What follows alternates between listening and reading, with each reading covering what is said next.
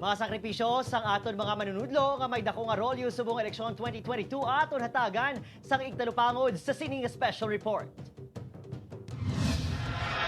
Dili sa J.R. Torres Elementary School sa Barangay Singkang Airport, Bacolod City, sa din may masobra 18,000 ka-registered voters ang nagboto.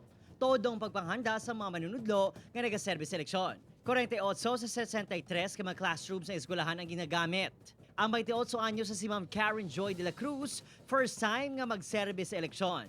Isa ini sa 5 ka safety protocol officer nga magapanguna sa pagboto sa mga makitaan sang simptomas ng COVID-19. Apisar nga may kahangawa, game na game ini agud magserbisyo.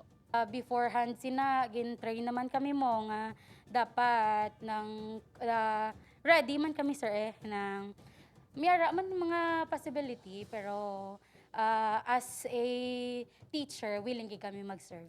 Ang learning support aid nga si Sir Nolen Payumo. Apisar wala papel sa D-Day, nag-report sa gihapon agud tabangan ang mga manunudlo nga abyan sang weekend. Ay subo nang ga-assist kami sa mga teachers nga prepare man sila sa ilang mga rooms for the election day. 9,10,000 pesos ang batunon sa mga manunudlo sa ilang sakripisyo apang buhinan pa ini sang tax na 20%.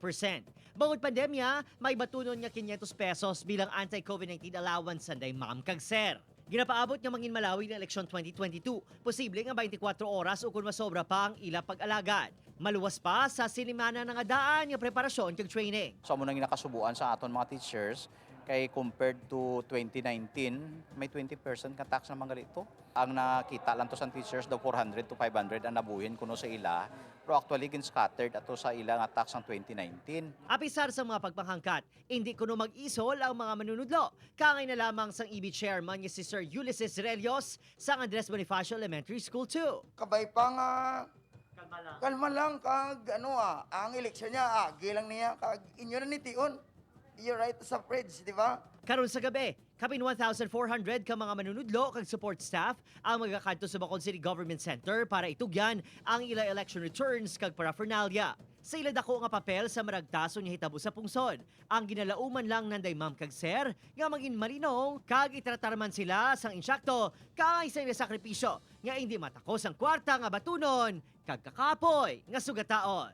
Para sa eleksyon 2022 coverage, Obed Kirinal Castillo, Adrian Prietos, GMA Regional TV, 1 Western Visayas.